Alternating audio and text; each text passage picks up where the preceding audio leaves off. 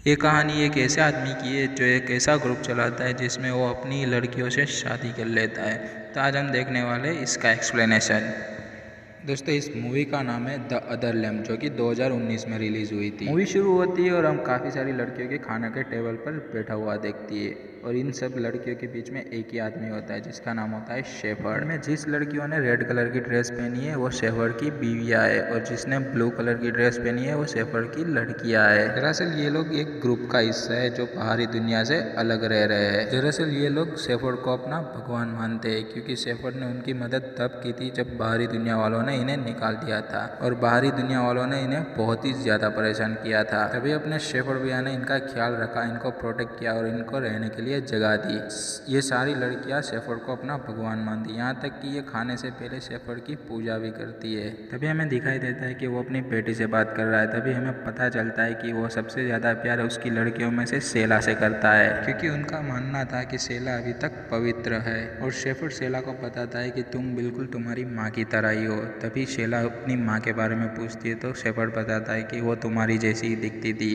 वो तुम्हें जन्म देते वक्त ही गुजर गई थी। फिर हमें कुछ दिनों के बाद सेला पहाड़ों पे दिखाई देती है। तभी उसका पहला पीरियड आता है और वो खून देखकर एकदम घबरा जाती है और चीखें निकालने लगती है। दरअसल उसे पता नहीं था कि ये एक नॉर्मल बात है और ये सभी को होता है। फिर वो इतना ज़्यादा डर जाती है कि वहाँ पे एक पेड़ के बच्चे को मार देती है और फिर सबको बताती कि उन्हें जंगली कुत्तों ने मार दिया। वहाँ शेफर्ड भी उसकी बातों पर विश्वास कर लेता है और उसे जाने देता है। वो बात से शेला इतना ज़्यादा डर गई थी कि उसे रात को नींद नहीं आती थी। एक दिन उसे गाड़ी की आवाज़ आई और वो बाहर देखा तो वो पुलिस की गाड़ी थी।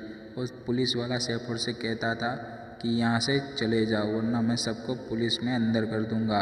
फिर अगले दिन शेफर्ड सभी को बताता है कि हमें यहाँ से कहीं और जाना होगा वरना बाहरी दुनिया वाले तुम्हें यहाँ से ले जाएंगे। यहाँ शेफर्ड कहता है कि मैं तुम लोग को एक ऐसी जगह ले जाऊंगा जो बहुत ही ज़्यादा सुंदर है। ये बात सुनकर सभी लड़कियाँ बहुत ज़्यादा खुश हो जाती है, लेकिन शेला थोड़े उदास हो जाती है क्योंकि उसे ये जगह से बहुत ज़्यादा लगाव था। फिर उसके बाद शेफर्ड आता है और वो कहता है कि मैं तुम्हें जहाँ ले जाऊँगा वो जगह तुम्हें पसंद आएगी।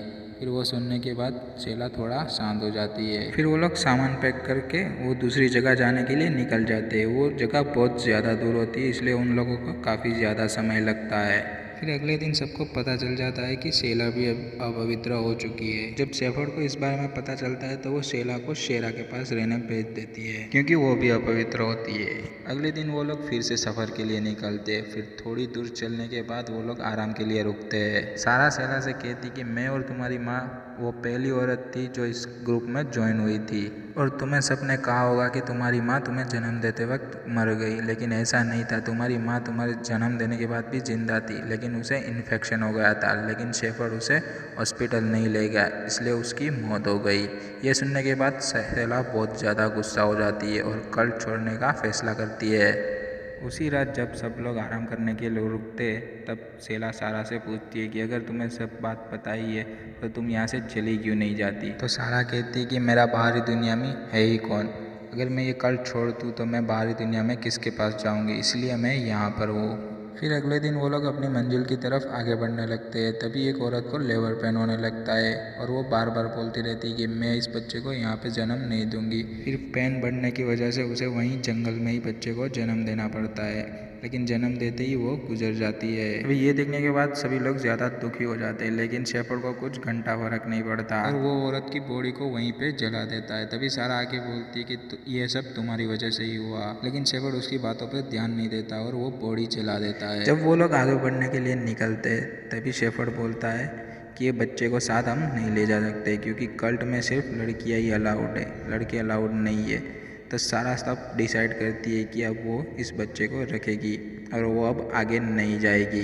फिर वो लोग थोड़ी दूर आगे जाने के बाद रुक जाते हैं क्योंकि उन्हें लगता है कि वो लोग रास्ता भूल गए हैं। तभी एक लड़की बताती है हाथ छीनकर कि वहाँ मुझे कुछ दिख रहा है। तभी शेफर्ड भैया को गुस्सा आता है और बोलता है कि तुम लीड करोगी मेरे ग्रुप को, मैं लीडर हूँ, मैं लीड करूँगा, तुमने जरूरत कैसे की लीड करने की। ये सब हो रहा था, वो सब देख रहे थे और शेला भी देख रही थी। शेला को बहुत ही ज़्यादा गुस्सा आ रहा था लेकिन वो शेफर्ड से कुछ नहीं बोलती है। फिर से वो लोग चलना शुरू करते हैं। थोड़ी देर बाद वो लोग अपनी मंजिल पर पहुंच जाते हैं और वो मंजिल बहुत ही ज़्यादा खूबसूरत थी और शेफर्ड बोलता है कि मैं लोग तुम्हें धरती पर ही स्वर्ग पर ले आया। फिर शेफर्ड अपनी सभी लड़कियों को पानी में नहलाकर पवित्र करता है। फिर रात को उसकी सारी बीवियाँ बात करती है कि कल शेफर्ड हमारा पुनर्जन्म करेगा। जब अगले दिन लड़कियाँ उठती है तो उन्हें दिखता है कि उनकी माएँ गायब है और वो लोग नदी के किनारे जाते हैं। वहाँ पर शेफर्ड बैठा हुआ दिखता है और वो बताता है कि मैंने तुम्हारी माँओं को मोक्ष दे दिया, लेकिन हकीकत में शेफर्ड ने रात को सबको नदी में डुबाकर मार दिया था। और शेफर्ड बाद में बोलता है कि अब तुम लोग मेरी बीवियाँ बनोगे। और वो शेला को अपने पास बुलाता है और कहता है कि तुम सबसे अच्छी वाइफ बनोगी, तुम इन सबको लीड भी करोगी। लेकिन शेला मना कर देती है तो शेफर्ड उसे मारता है, लेकिन शेला भी सामने उसको मारने लगती है।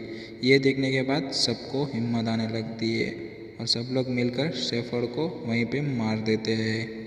फिर कुछ दिनों बाद जब पुलिस वाले वहाँ पर आते हैं तभी उन्हें शेफर्ड की सभी बीवियों की लाश मिलती है और शेफर्ड की भी लाश मिलती है। शेफर्ड के माथे पर लैम्प के सींग लगे हुए थे।